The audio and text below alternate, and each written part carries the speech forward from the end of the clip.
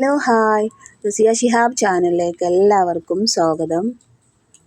ഇന്ന് നമ്മൾ ഉണ്ടാക്കാൻ പോകുന്നത് അവൽ കൊണ്ടുള്ള ഒരു പലഹാരമാണ്. ഈ ഒരു പലഹാരം എണ്ണയിലിട്ട് പൊരിക്കോ അല്ലെങ്കിൽ ആവിയിൽ വേവിക്കോ ഒന്നും ചെയ്യണ്ട. നല്ലൊരു ടേസ്റ്റി ആയിട്ടുള്ളൊരു റെസിപ്പിയാണ്. തേങ്ങയും അവലും ഉപയോഗിച്ച് ഒരു അടിപൊളി പലഹാരം ഉണ്ടാക്കാം. അപ്പോൾ അതെങ്ങനെയാണെന്ന് നോക്കാം. വീഡിയോയിലേക്ക് പോവാം. അതിനായിട്ട് ഞാനിത് അവിടെ ഒരു കപ്പ് അവൽ എടുത്തിട്ടുണ്ട്. ഇനി ഒരു ഫ്രൈ പാന് നന്നായി ചൂടായതിന് ശേഷം അവലതിലേക്ക് ഇട്ട് കൊടുത്തിട്ട് നന്നായിട്ടൊന്ന് വറുത്തെടുക്കാം. അപ്പോൾ അവലൊക്കെ നല്ലൊരു ക്രിസ്പി ആകുന്നത് വരെ നമ്മൾ ഈ അവലൊന്ന് വറുത്തെടുക്കാം. അപ്പോൾ ഞാനിവിടെ കുറച്ച് നേരം ഈ അവലൊന്ന് നന്നായിട്ടൊന്ന് വറുത്തെടുത്തിട്ടുണ്ട്.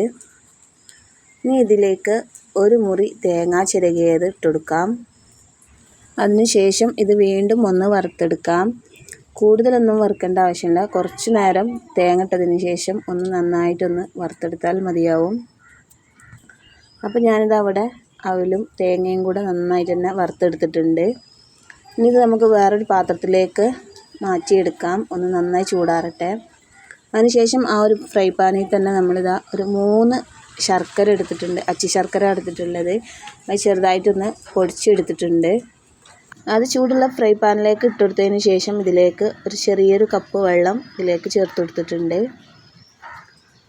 ഇനി നമ്മുടെ ശർക്കരയൊക്കെ നന്നായിട്ട് മെൽറ്റായി വരുന്നത് വരെ നമുക്കിതൊന്ന് തിളപ്പിച്ചെടുക്കാം. അപ്പോൾ ഏകദേശം നമ്മൾ ശർക്കരയൊക്കെ മെൽറ്റായി വരുന്നുണ്ട്. നമ്മൾ നേരത്തെ വറുത്ത് വെച്ചിട്ടുള്ള അവൽ നന്നായിട്ട് തണുത്തിട്ടുണ്ട്. ഈ അവൽ ഇനി കുറേശ്ശെ മിക്സിൻ്റെ ജാറിലേക്ക് ഇട്ട് കൊടുക്കാം.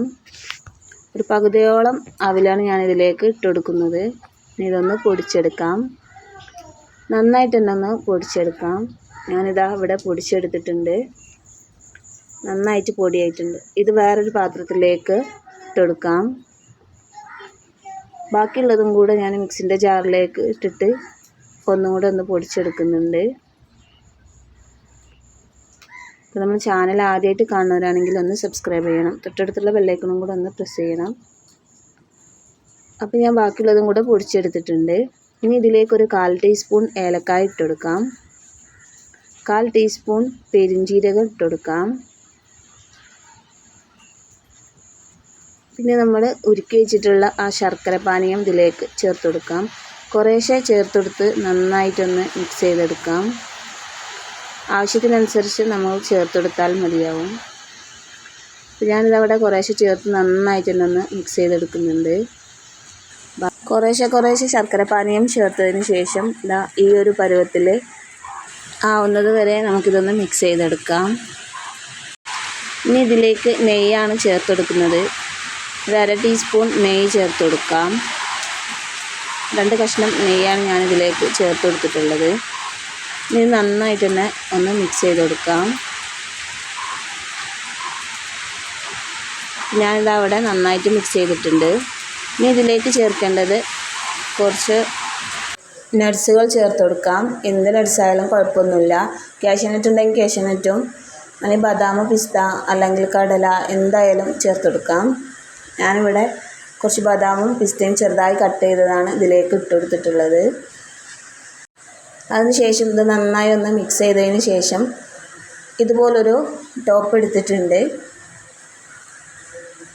അതിലേക്ക് കുറച്ച് ഇട്ടെടുത്ത് നന്നായി ഒന്ന് കൈകൊണ്ട് ഇതുപോലെ ഒന്ന് പ്രസ് ചെയ്ത് കൊടുക്കാം. അതിനുശേഷം ഇതാ ഒരു പാത്രം എടുത്ത് നമ്മളതിലേക്കൊന്ന് തട്ടി കൊടുക്കുന്നുണ്ട്. ഇതുപോലെ ബാക്കിയുള്ളതും കൂടെ ചെയ്തെടുക്കാം. വൈകുന്നേരങ്ങളിലൊക്കെ ചായക്ക് കഴിക്കാൻ നല്ലൊരു ടേസ്റ്റി ആയിട്ടുള്ളൊരു പലഹാരമാണിത്. എല്ലാവരും ട്രൈ ചെയ്ത് നോക്കുക. ഫീഡ്ബാക്ക് അറിയിക്കുക. വീഡിയോ ഇഷ്ടമായാൽ നിങ്ങൾ ഇപ്പോൾ തന്നെ ഒരു ലൈക്ക് തരിക. അപ്പോൾ എല്ലാം തന്നെ ഞാൻ ഇതുപോലെ ഉണ്ടാക്കിയെടുക്കുന്നുണ്ട്.